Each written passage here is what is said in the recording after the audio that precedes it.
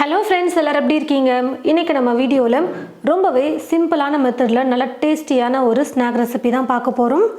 கண்டிப்பாக இது வரைக்கும் நீங்கள் இந்த மாதிரி ஸ்நாக் ட்ரை பண்ணியிருக்கவே மாட்டீங்க.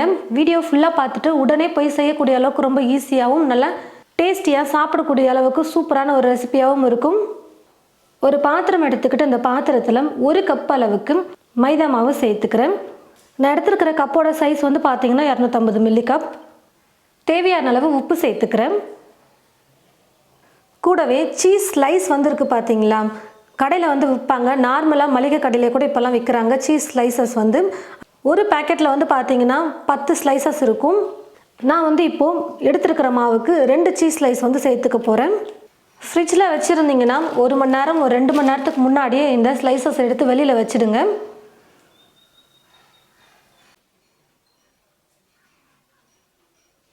இப்போ எல்லாத்தையும் சேர்த்து நல்லா மிக்ஸ் பண்ணிக்கலாம்.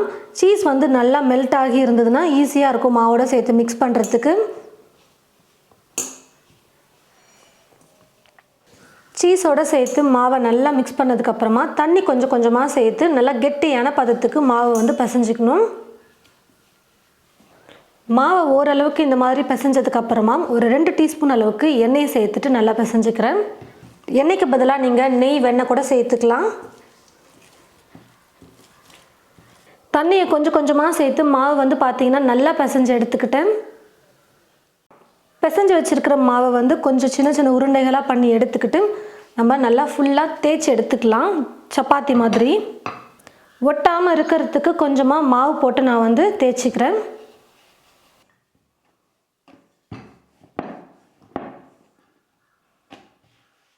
இந்த மாதிரி கொஞ்சம் ஓரளவுக்கு மெல்லிசாக தேய்ச்சதுக்கப்புறமா கட் பண்ணி எடுத்துக்கலாம். முதல்ல இந்த ஓரங்களை வந்து கட் பண்ணி எடுத்துடலாம். உங்களுக்கு இப்போ எந்த ஷேப்பில் பிடிக்குமோ அந்த மாதிரி நீங்கள் கட் பண்ணி எடுத்துக்கோங்க. டைமண்ட் ஷேப்பில் வேணுனாலும் நீங்கள் கட் பண்ணி எடுத்துக்கலாம். இந்த ஸ்நாக் வந்து பார்த்தீங்கன்னா ரொம்ப பெருசாக நம்ம வந்து கட் பண்ணக்கூடாது, சின்ன சின்னதாக தான் கட் பண்ணி எடுத்துக்கணும். இந்த மாதிரி கட் பண்ணதுக்கப்புறமா திரும்பவும் சின்ன சின்னதாக நம்ம வந்து கட் பண்ணி எடுத்துக்கலாம்.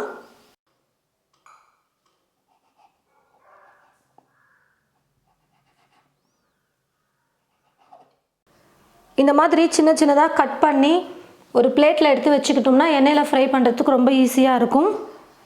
கடாயில் எண்ணெயை ஊற்றி வச்சுட்டேன். எண்ணெய் வந்து பார்த்திங்கன்னா காஞ்சிருச்சா இல்லையான்னு சொல்லிவிட்டு கொஞ்சமாக மாவு போட்டு பாருங்கள். இப்போ வந்து பார்த்திங்கன்னா எண்ணெய் வந்து நல்லா காஞ்சி வந்துருச்சு. நம்ம கட் பண்ணி வச்சுருக்கிற இந்த மாவை எடுத்து எண்ணெயில் போட்டுக்கலாம். நம்ம கட் பண்ணி வச்சுருக்கிற மாவை எடுத்து எண்ணெயில் போடும்போது ரொம்பவும் ஒட்டி இருக்கக்கூடாது. சும்மா 1-2 ஒட்டி இருந்தால் அதுவே எண்ணெயில் போட்டதுமே பிரிஞ்சு வந்துடும். நல்லா வெந்து கிறிஸ்பியாக வர வரைக்கும் நம்ம வந்து குக் பண்ணிக்கலாம். அப்போ தான் சாப்பிட நல்லாயிருக்கும். ஸ்டோர் பண்ணி வச்சு சாப்பிடவும் நல்லாயிருக்கும். அப்பப்போ கரண்டி வச்சு இப்படி நல்லா கலந்து கொடுத்துக்கிட்டே இருக்கலாம். அப்போ தான் நல்லா எல்லா பக்கமும் நல்லா வெந்து வரும்.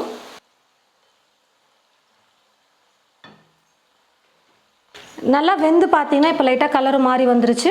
இந்த மாதிரி ஒரு வடிகரண்டில் எடுத்துக்கிட்டோம்னா இருக்கிற எக்ஸ்ட்ரா எண்ணெயும் நல்லா வடிஞ்சு வந்துடும். எல்லா மாவையும் தேய்ச்சி நான் வந்து ஸ்நாக்ஸ் செஞ்சு எடுத்துக்கிட்டேன். எண்ணெயில் போட்டு பொரிச்சு எடுத்துக்கிட்டேன். ரொம்பவே சூப்பராக வந்திருக்கு.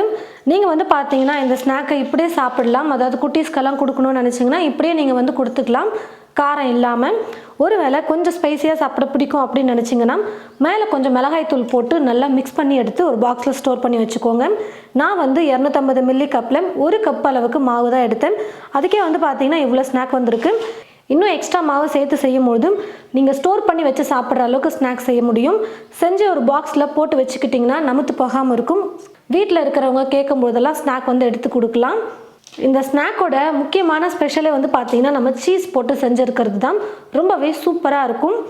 ஸ்நாக்ஸ் செஞ்சு பார்த்துட்டு எப்படி இருக்குன்னு சொல்லிட்டு மறக்காமல் கமெண்ட் பாக்ஸில் வந்து கமெண்ட் பண்ணுங்கள். இந்த வீடியோவை மற்றவங்களுக்கும் ஷேர் பண்ணுங்கள். இது போல் நிறைய ரெசிபிஸ் பார்க்க தமிழ் ஃபுட் மசாலா சேனலை மறக்காமல் சப்ஸ்கிரைப் பண்ணிக்கோங்க. கூடவே பக்கத்தில் இருக்கிற பெல் ஐக்கானை கிளிக் பண்ண மறந்துடாதீங்க. தேங்க்யூ.